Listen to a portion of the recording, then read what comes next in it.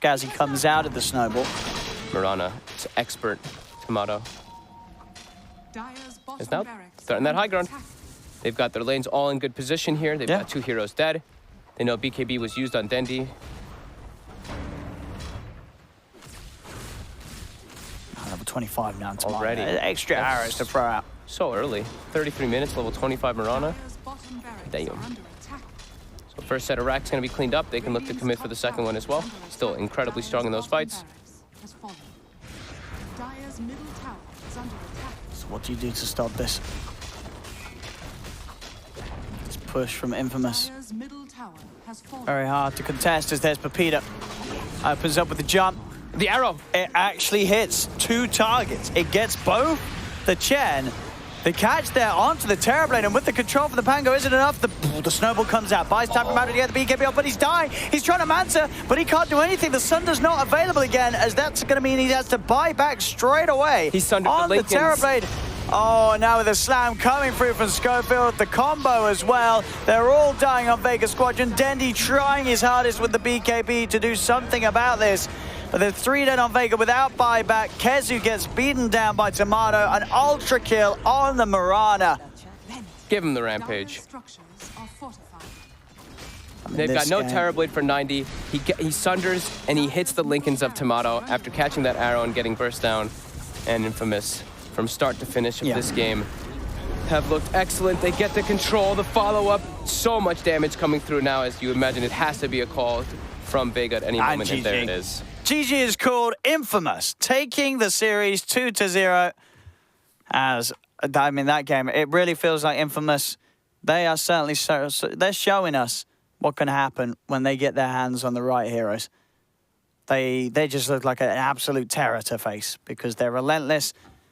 Tomato with the way that he fights. Tomato and Whisper were phenomenal in that game. The Pango and Mirana play was just absolutely beautiful. They were in the right place at the right time, the control coming into play, from the lane to the mid-game to their target prioritization. I mean, and that's great to sort of see as well, because what sort of other teams would you say, oh, when they run Pango and Mirana, they're so hard to beat? It's not a lot of teams. It's sort of Infamous' style that just really works for them. And Dendi, of course, standing in for the boys on Vega Squadron. It just wasn't enough once again today as they drop another series 2-0. Yeah, they committed. I mean, their draft, we said it. They committed heavily on the lanes. They pick a Chen, a Tusk, a Queen of Pain. These are heroes that you just need to dominate lane. Yeah. If you don't dominate your lane, your mid game's going to be extremely difficult because you don't actually have too much team fight. Not just team fight control, just overall team fight. And yeah, Infamous, they did incredibly good in their lanes. Mid lane, Dendi did well, but DK, it's a hero that you're going to kill him once, but he's just going to come right back. He's still going to farm. Keep your tower, keep going to keep farming. Bottom lane went like super well for Infamous. Top, Pango got a lot of space too. Yeah, just great execution from Infamous all around. It really was. 2-0. 2-0. To the lads on Infamous, they'll take the series.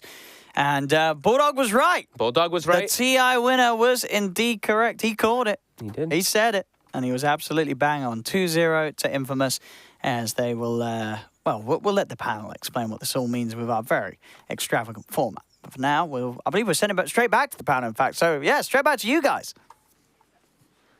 Yes, thank you very much.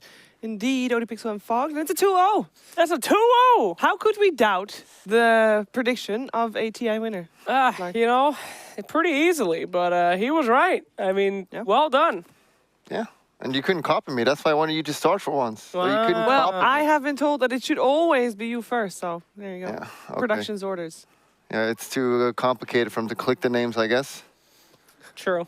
Well, you know, I have to say, I'm happy I lost. That's great. I like seeing a Terrorblade loose, okay? That's true. Enough control. Finally, we saw it, and it was really the Pango, man. Rolling and doling on that game. It was really close, though. At some point, I thought, all right, game over. Me and Bulldog went back, sit down, because we thought the game was actually over, and then in comes Terrorblade. It's like, oh, wait a second. The Terrorblade effect starting to happen right here. Yeah, they got a little bit overconfident, but in the end, they had just so much luck down for all the heroes, and by the time they got BKB on Terrorblade and the cop, it was a little bit too late. We just saw them getting locked down over and over and just dying. But it wasn't just a draft, right? No, a lot of it was the plays. I mean, you know, if they didn't have all that focus to make sure that Terrorblade wasn't able to do his stuff, even with BKBs, just, you know, bouncing around, making sure that he was locked down, nothing would have happened. So it was like draft was okay. Probably not so much on Vega with the Queen of Pain. What did you think of that one after all? You talked a lot of shit about that quad before game. Dandy played perfect, obviously, but you saw the limits of the hero, not the player. Dandy played great. The limits of the hero. Interesting. You just get stunned and die on that hero, and the cooldown on Blink is so long on the early levels, so you get screwed. You know who was playing against Dendy, who had the honor to play against Dendy mid? Who's that? It was Papita. Speaking of Papita, he's right here. Thomas, play him in, please. Yay! Hey, Papita. We're ready to take a seat on the couch. That's right. Congratulations on the series. Thank you. 2-0. I want to talk to you first about the end of the first game, because from our perspective, that was a pretty hectic time for you guys. Can you talk us through what it was like for you? Basically, it was a pub because everything was happening. Everyone was dying. Like, we died without buyback. We were pretty upset about it, honestly, because we don't want to play like that. It was like some tier 20 Dota, but we won. Yeah. So it ended up nice for us, but we don't want to play again like that in this tournament. I mean, game 2 looked already a lot more crisp from you guys.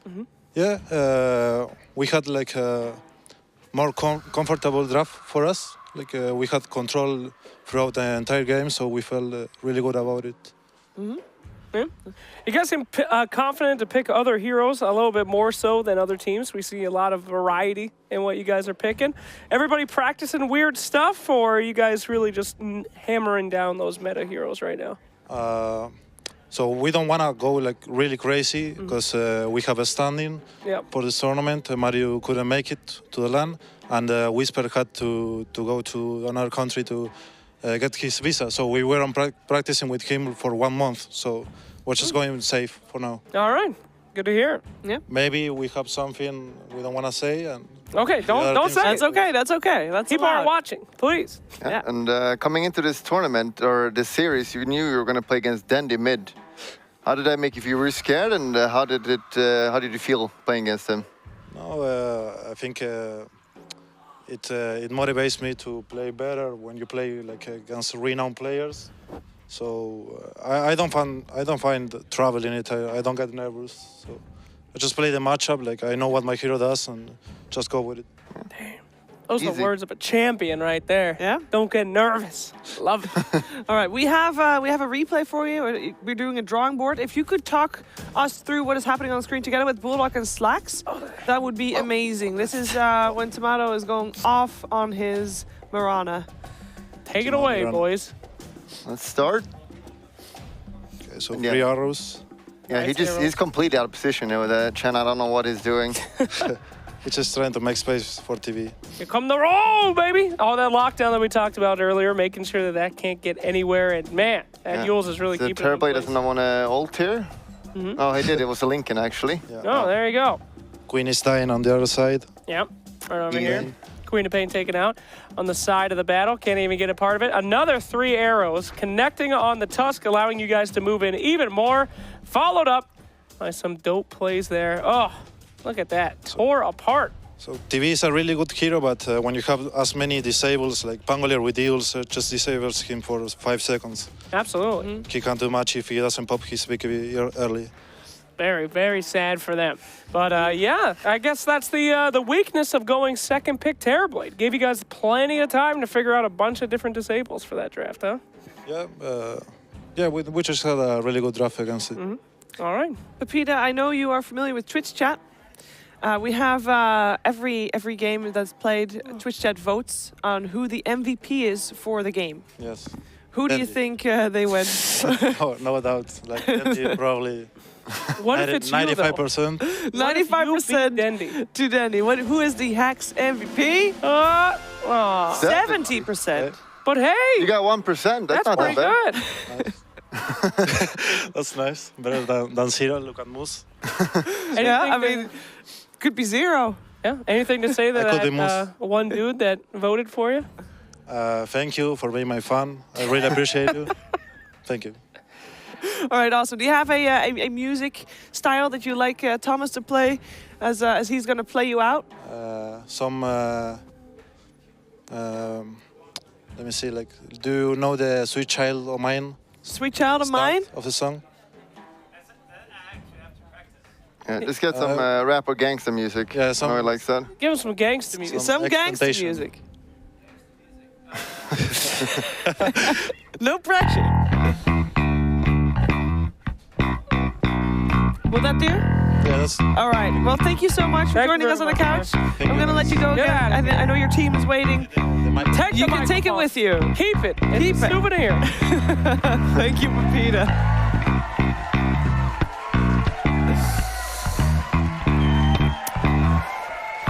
And that, of course, was Papita from Infamous, who now make it further into the group, because for Vega, their group stages is done. 2 losses means that they are in the lower bracket of the playoffs. They get tomorrow off, which is really great for them, but because they need some time back to the drawing board to figure out some stuff. For Infamous, though, they will play tomorrow in the decider match, which is going to be against a loser of Complexity versus Navi, which will happen later today.